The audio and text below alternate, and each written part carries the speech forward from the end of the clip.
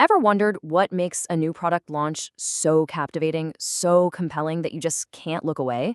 Well, it's not magic. It's actually psychology. And in this explainer, we're going to dive deep into what Jeff Walker calls mental triggers. These are the powerful, often subconscious drivers that really shape our decisions and ultimately make a launch successful. All right, let's jump right in. And we're going to start with a pretty foundational idea, one that might actually challenge how you see yourself. See, we all like to think we're these super rational beings, right? Carefully weighing all the pros and cons before we make a choice. But the reality? It's a little more, well, human than that. So let me ask you this, and I want you to really think about it. The last time you made a big purchase, or any significant choice, what was really driving you? Was it a cold, hard spreadsheet full of facts, or was it a feeling, a gut instinct? This is where it gets really interesting, because it all comes down to how our brains are wired. We actually make the decision with our heart first, with our emotions. We feel that something is the right move for us. And only then does our logical brain kick into gear, and its job is to find all the reasons to justify that feeling. So we decide with emotion and we justify with logic. This is the absolute core principle we need to get our heads around today. Okay, so if emotion is the engine driving our decisions, then what's the fuel? Well, that brings us right to the central idea of this whole explainer: mental triggers. Let's break down what they are and how they work. So what exactly is a mental trigger? Simply put, they're the psychological drivers that influence our behavior, mostly on a subconscious level. You can think of them as these invisible forces that kind of guide our emotional responses. And of course, those emotions are what guide our actions. You know, there's a great quote that really illustrates this point perfectly. It says that marketing does not create desire, it channels it. And that's exactly right.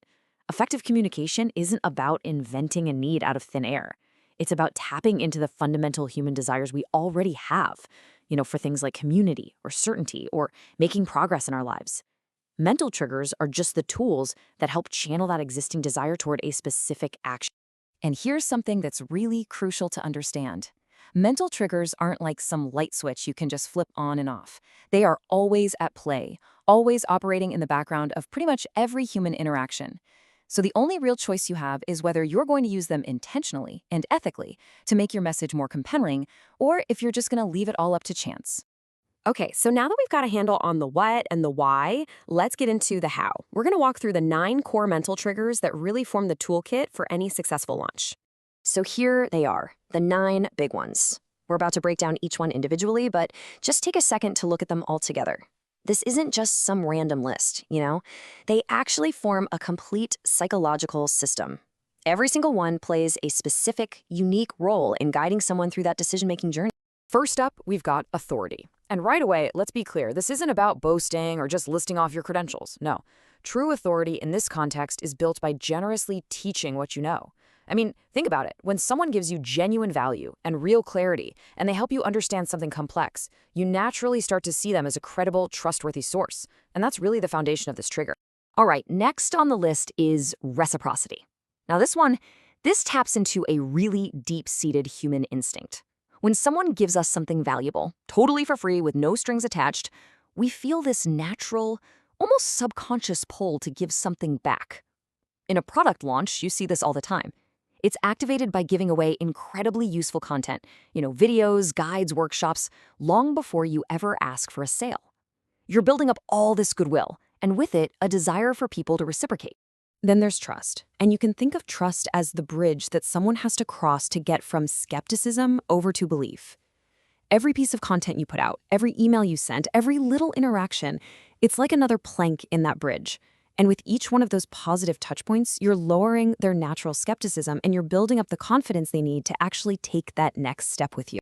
Number 4 is anticipation. This one is all about creating focused energy and excitement. Just think about the build-up to a huge movie premiere or a new iPhone release. The company doesn't just randomly drop the product, right? They build a whole narrative around it. They release teasers. They create this feeling of a big event that's just around the corner.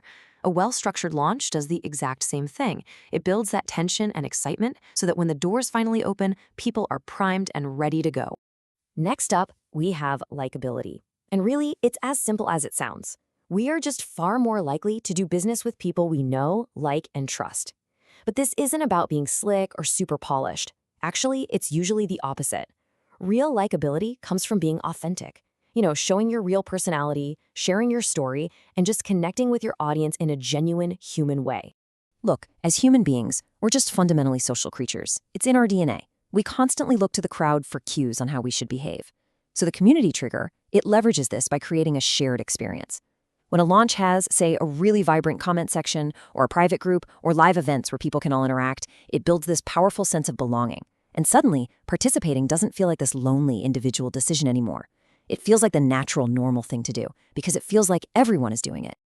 Okay, this next one is called Events and Ritual, and it's all about turning what could be a simple marketing campaign into a really significant occasion. So instead of just sending out a random email, a launch creates this structured event. It has scheduled content releases, specific deadlines, a clear beginning, and a clear end. This whole ritualized process just elevates its perceived importance, and it signals to everyone that, hey, this is something worth paying attention to right now. Scarcity. This is one of the most powerful motivators out there, mainly because it taps directly into our innate fear of missing out, or FOMO. This could be scarcity of time, like the offer ends on Friday, or it could be scarcity of quantity, like there are only 50 spots available. But, and this is so important, there is a critical rule here. The scarcity has to be real. If you use fake deadlines or you invent false limits, that is the absolute fastest way to shatter all the trust you've worked so hard to build. And that brings us to our final trigger, social proof. When we're feeling uncertain about a decision, what's our default behavior? We look to see what other people are doing. It's just human nature. And that's exactly why things like testimonials, case studies, and even just a lively comment section are so powerful. They send a clear signal that, hey, other people have gone down this path before you and they found it valuable. It reduces our own sense of personal risk and just makes the choice feel, well, safer and more validated. Okay, so there you have it, the 9 core triggers. But just knowing the individual ingredients isn't quite enough, is it? The real magic happens when you know how to combine them. So now let's talk about the method for using these triggers in a way that's both effective and ethical. See, the real power here isn't in just using one of these triggers in isolation. It's in layering them. They're designed to work together, to be sequenced naturally throughout the entire launch process.